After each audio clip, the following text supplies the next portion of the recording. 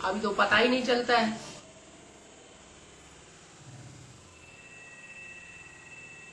बाबा बलवाणी में कितना भी कहते रहते हैं, कोई भिखारी को उठा के नहीं लाना, जिसकी बुद्धि में निश्चय न बैठा हो बाप का, उसको उठा के नहीं ले आना।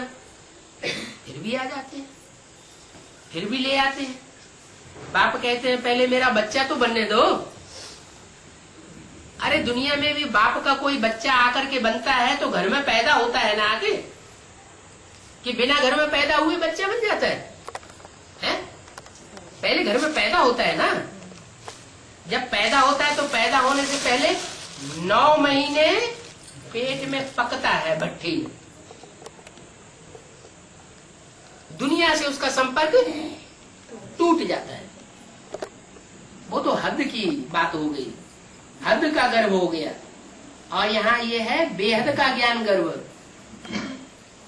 यहाँ सिर्फ 9 दिन की बात है, 1 दिन जाना 1 दिन आना और 7 दिन की भट्ठी। उस भट्ठी में बाहर की दुनिया का कनेक्शन कट हो जाता है। जब भट्ठी करने जाते हैं तो वही ज्ञान की बातें बुद्धि में चलती है, वही लेन देन चलता है, बाकी दुनिया भूल जाती है। जब वहां से भट्ठी करके आते हैं परिपूर्ण होकर के, तो आत्मा भरी हुई होती है और वही बातें बुद्धि में चलती हैं, वही ज्ञान दूसरों को सुनाते हैं, चाहे ट्रेन में आए, चाहे बस में आए, चाहे हवाई जहाज में आए।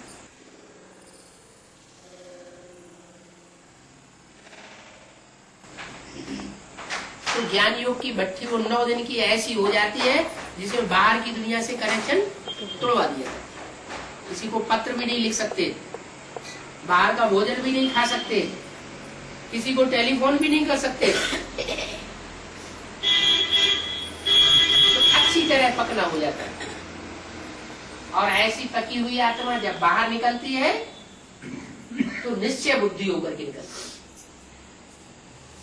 कोई बच्चे ऐसे होते हैं जो पेट में ही मर जाते हैं, तो वहां भी ऐसी कोई बेधर्मी आत्माएं पहुंच जाती हैं जिनमें कोई भूत प्रेत प्रवेश कर जाता है और उनको वहां टिकने नहीं देता और वो भाग खड़ी होती है। वो बात दूसरी है।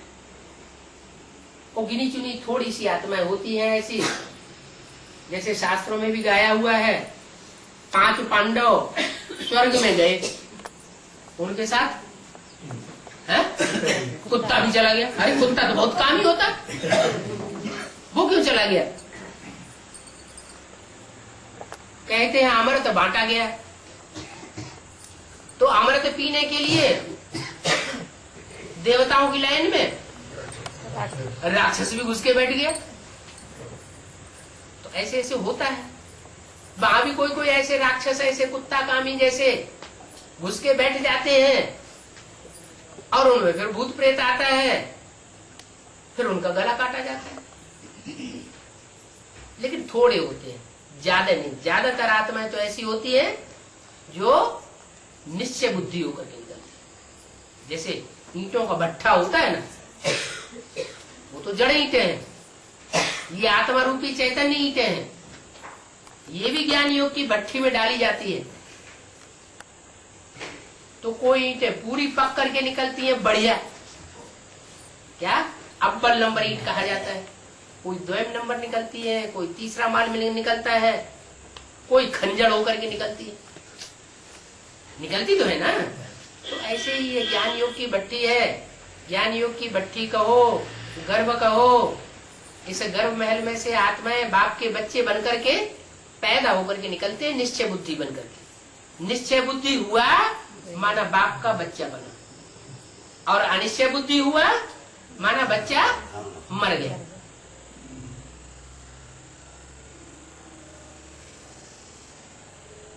तो यहाँ भी मरना जीना तो चलता रहता है। बाप कहते हैं अब बच्चे तुमको अमर बनना है, पहले बुद्धि से अमर बनना है, फिर स्थूल में अमर माने देवता बनेंगे।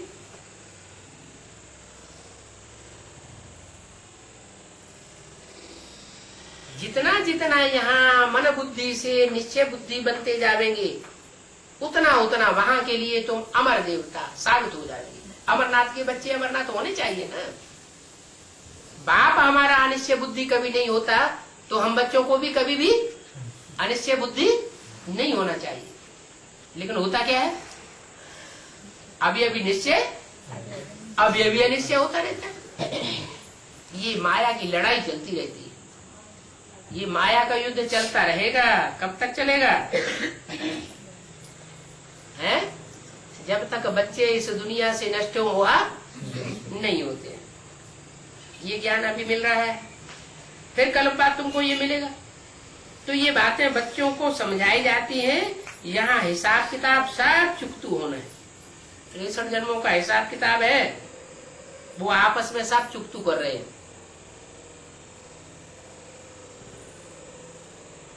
छी दुख का कर्म बंधन सब चुकतू होना है। बच्चों को तो खुशी रहती है कि बाकी थोड़ा समय है, आत्मा को याद करना है और शरीर को बुलाना है। क्या विनाशी क्या है? अविनाशी क्या है? आत्मा अविनाशी है, उसको याद रखना है, और जो विनाशी है उसको भूल जाना है। आत्माएं सब शांति धाम में जाकर के सुख धाम में आ गई। एक भी आत्मा ऐसी नहीं है जो शांति धाम में जाए बगैर सुख धाम में आ जाए। ऊंचा धाम कौन सा है? शांति धाम या सुख धाम? शांति धाम। बाप का घर है, तो बाप के घर में तो सबको जाना पड़ेगा।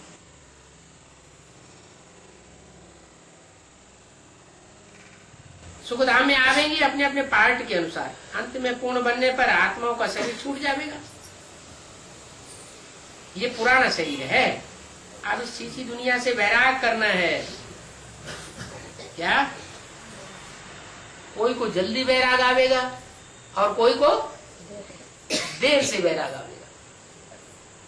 ये 3 बातें हैं, ज्ञान, भक्ति और वैराग। अभी बाप आया हुआ है तो ज्ञान तो मिल रहा है, ज्ञान मिल रहा है, तो भक्ति मार्ग की जो भी बातें हैं उनसे वैराग आ जाना चाहिए। लेकिन वैराग नहीं आता। वैराग नहीं आता है तो फिर लोक ला जाती है।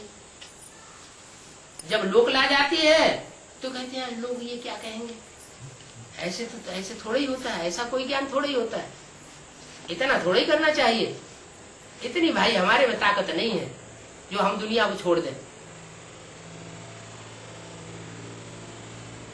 अरे बाप कहाँ कहते हैं तुम स्थूल में छोड़ दो, मन बुद्धि से ही तो त्यागना है।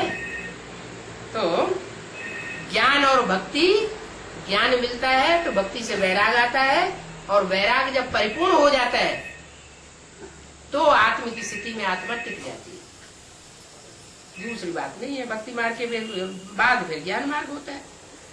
रावण हार खिलाता है, बाप जीत पहनाते हैं। रावण को कोई नहीं जानते। अब तुम सबको बहुत ही खुशी में रहना चाहिए। वेद के बाप की गोद में हम अभी आए हैं। वहां गोद की भाषणा नहीं होगी सतयुग में। आत्मा आकर घर में बैठ जाएगी। यहाँ भाषणा है कि हम वेद के बाप से पढ़ रहे हैं। बाप आकर मनुष्यों से देवताई पद देने के लिए पावन बनाते हैं। देवताओं को कैसे देखो संपूर्ण पवित्र कहा जाता है। कन्याओं की भी महिमा की जाती है।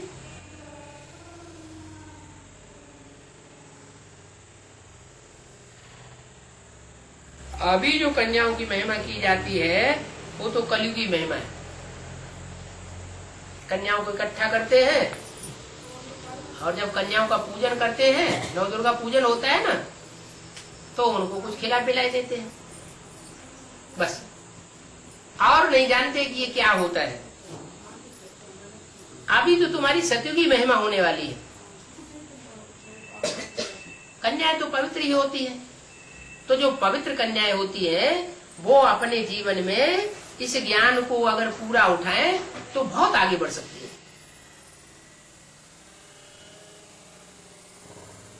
माता है तो फिर भी अधर कुमारी है। अधर कुमारी माने आधी कुमारी रह गई, क्योंकि जब बाप ने ज्ञान दिया तो पवित्रता को धारण करने लगी। पवित्रता को धारण किया माना उस समय से वो कन्या होगी। तो बाप जब आते हैं तो माताएं भी क्या बन जाती हैं? कन्या बन जाती है। अब जो जितनी तेजी से उस पवित्रता को धारण करेगा उतना वो तेज पुरुषार्थ में जाएगा। ओम शांति।